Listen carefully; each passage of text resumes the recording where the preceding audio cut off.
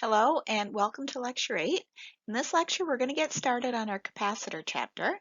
And in this chapter, we discuss capacitor circuits, capacitance, dielectrics, and energy storage. We've already defined capacitors. That was when we talked about the electric field between two equally and oppositely charged plates. Capacitors are a really important circuit device, and they can be found in pretty much every electronic you can think of. Capacitors are used for energy storage in electronics, and it's why most of the electronics you see, they all have a shock warning. If you happen to take a screwdriver and stick it into a part of your electronics that has a capacitor, charge can actually flow out of that capacitor and give you a shock because there's charge stored on the capacitor plates. Something that's kind of neat is that keyboards and touch screens, they all function based on capacitors, and we'll talk about that as we go through the chapter. So in this chapter, we're going to talk about capacitors in depth, how we use them in circuits, and how we store energy in them. So first, a reminder about what a capacitor is. A capacitor is made of two conducting plates. Each plate has the same area A, and they're separated by a distance D. I'll label that in the diagram. The two plates have equal amount of charge, but opposite signs. One is positive, one is negative. If it has charge Q and area A, the surface charge density has a symbol of sigma, and that's the charge divided by the area of the plates. That has units of coulombs per meters squared. What else? We know the electric field in between the plates of a capacitor. It's a vector. It has magnitude of sigma, the surface area charge density, divided by epsilon naught. Epsilon naught is our constant. It's the permittivity of free space. That basically means how electric fields move through a vacuum. That's 8.85 times 10 to the minus 12 meters squared over newtons per coulomb squared. Electric field is a vector. It goes from the positive plate towards the negative plate. An ideal capacitor has a perfectly uniform field between the plates and it's zero outside of the plates. A real capacitor, and that's closer to the sketch that's shown here, has close to a uniform field between the plates with maybe a little bit of bending close to the edges, and there might be a small electric field outside. It wouldn't be as big as inside, but it might not be perfectly zero. To make real capacitors, the kinds that we see here, to make real capacitors that we actually put in circuits as close as possible to ideal, what we do is we make D, so capacitors have D much smaller compared to the plate size. So for example, your plate size might be 3 centimeters by 3 centimeters, and D might be a half of a millimeter. So D is going to be a lot smaller than the scale of the plates. In diagrams, we generally exaggerate D just to make it easier to draw. Okay, what else can we say? Sometimes the space between a capacitor, so this area right here, so sometimes the space between a capacitor is empty. Sometimes it's just a vacuum.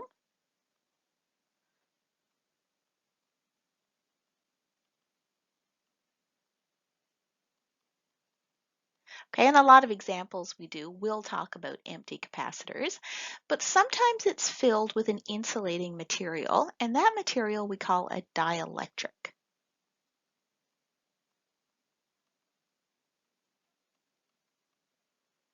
The purpose of a dielectric actually has at least two purposes. The first purpose is when we're making these capacitors, the presence of a dielectric, remember it's an insulator, it actually makes the design and the assembly, the construction of the capacitors much easier. You know what? I'm going to come back around to how it makes it easier in a later lecture, but maybe you want to think about that kind of in the meantime, see if you can figure it out before we get there. The other reason we use a dielectric is that it allows for the capacitor to store more energy. Kind of a hint that that's coming is, remember we said epsilon naught was the permittivity of free space. It's how electric fields move through a vacuum. That's kind of an indicator that electric fields move differently through material. That's where the dielectric comes in. It'll change the field between the plates. Okay, next, let's look at how we represent capacitors in circuits. Let's get into drawing a circuit diagram with a source or a battery and a capacitor. Here's our real picture. This is the battery and this is the capacitor. To draw a circuit diagram, first we represent the battery. It's two parallel lines. The long line shows the positive terminal and the short line shows the negative. So this is positive, negative, negative. The battery has a potential that we might call V, or we might call delta V, or we might call epsilon. Maybe even put a BAT on that for battery. So next, the battery is hooked up to a couple of wires. Wires are just represented by straight lines. We assume that wires are ideal. That means that they have no resistance. There's no energy loss through a wire or a decrease in potential as charge moves through a wire.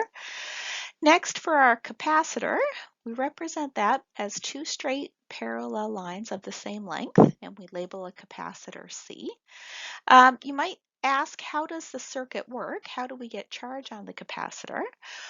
Well, what we do is we connect the circuit by connecting one plate of the capacitor to the positive terminal of the battery, and we connect the other plate to the negative terminal, just like circuits you've been making in the labs with LEDs or resistors, but instead we use a capacitor. Inside the battery itself, we know that it's full of chemicals, so there's a chemical reaction that happens inside the battery. And that chemical reaction makes positive charge flow out of the positive terminal and through those wires. So a positive charge leaves and goes up and through the wires. Positive charge moving through the wires, that's current flow. We know now, of course, that it's actually the negative charges that move through a circuit. But when this was first studied, people didn't know that, so they wrote the books assuming positive charge has been flowing. So far, nobody's been able to make big sellers out of books that talk about negative charge flowing, so we're sort of stuck with the books we have. So this positive charge that leaves the battery flows through the wire. Eventually, it comes to the top plate of the capacitor. And what happens there? Well, the charge gets here. It hits a pretty big gap, so it's stuck. It can't jump that gap. All right, so we get a positive charge here. What happens on the lower plate? Well, the lower plate is full of charges too, and a positive charge down here on this lower plate will be repelled by the positive charge on this upper plate. It's repelled, it can move through this wire, so it gets pushed away. So a positive charge leaves and flows around the circuit. Well, if a positive charge is gone from this plate, then overall, that lower plate has an extra negative charge. And then this process repeats. Positive charges leave the battery, hit the top plate. Let me just put in a few extras. They hit the top plate and they get stuck there. For every positive charge stuck on the top plate, a negative charge is left on the lower plate. This entire process continues, but not forever. There's a limit to how much charge can reside on a capacitor plate. And that limit is set by the potential difference. So as we get charge stored here, we know there's going to be a potential difference between the plates because there's an electric field between the plates. When the potential difference of the capacitor hits the potential difference of the battery, then the capacitor is at its maximum potential difference. It can't store any more charge, and the capacitor is fully charged.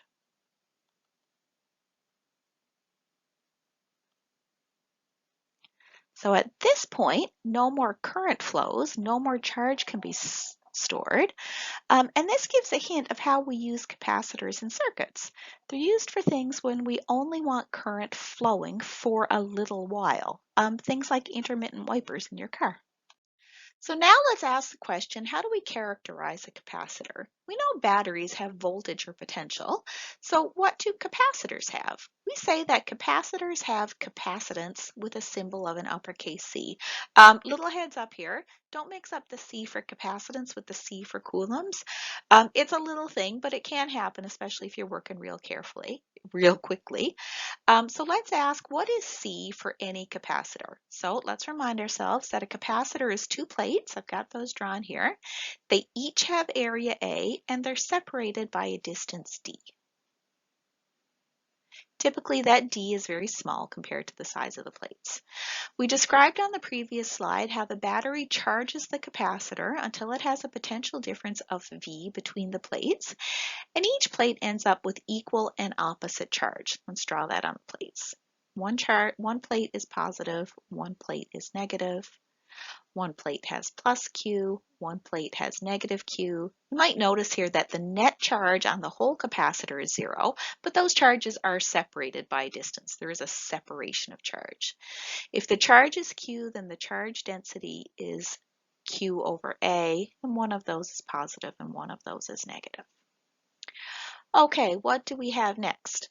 So this separation of charge, that one plate is positive and one plate is negative, leads to an electric field between the plates. We know that electric field points from positive to negative, and we know that it has magnitude of the charge density divided by epsilon naught. This specific expression refers to a capacitor with nothing between the plates. If there was a dielectric, this would just be a little bit different, and we will talk about that in a bit.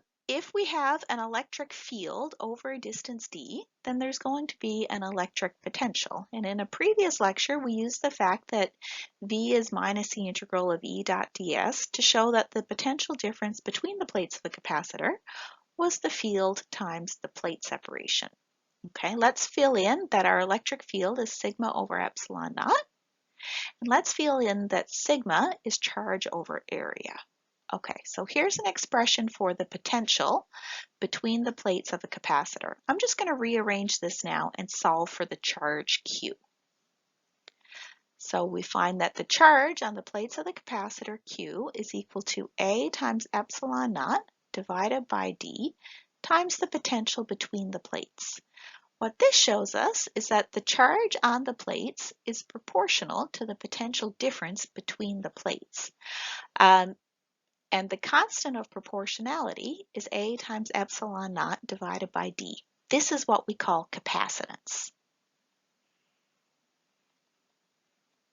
So the capacitance is our constant of proportionality.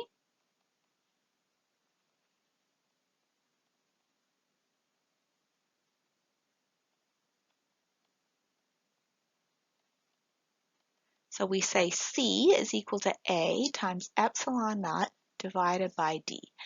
This is kind of an interesting result. We see that C, the capacitance, it depends only on the capacitor. It depends on the area of the plate, it depends on the plate separation, and it depends on the permittivity of whatever is in between the plates. This capacitor has nothing, so it's epsilon naught.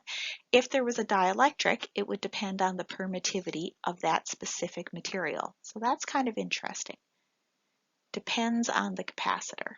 I don't know how much room I have. Depends on, I'll say CAP for the capacitor. All right, as our units for capacitance, capacitance has units that we call farads. And that's after Michael Faraday. That has a symbol of an uppercase F, F for farads.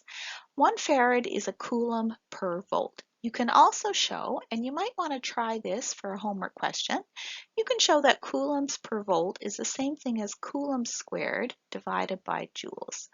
Now this is an indicator that farads, capacitors, are related to energy. And in fact, our capacitance C is a measure of a capacitor's ability to store energy. Last thing maybe we'll talk about just for a moment, interesting application. When we have capacitors, typically this distance D is going to be fixed. It's not going to change. But that's not always true. Sometimes it does change. And an example might be a capacitive keyboard. So underneath each key of your keyboard, there's an amount of charge stored in the capacitor. When you press the key, you're changing that distance D and it changes the capacitance. Your keyboard can identify that and register what key it is you just pressed. So here's a quick couple homework questions for you. If you know the charge stored on capacitor plates and you know the potential difference across them, find the capacitance of the electrodes forming the capacitor. So that's number 1. Number 2 is to do that conversion we mentioned on the previous slide. I'm not going to make a video, but I will post the answers to these if you want to check your solution.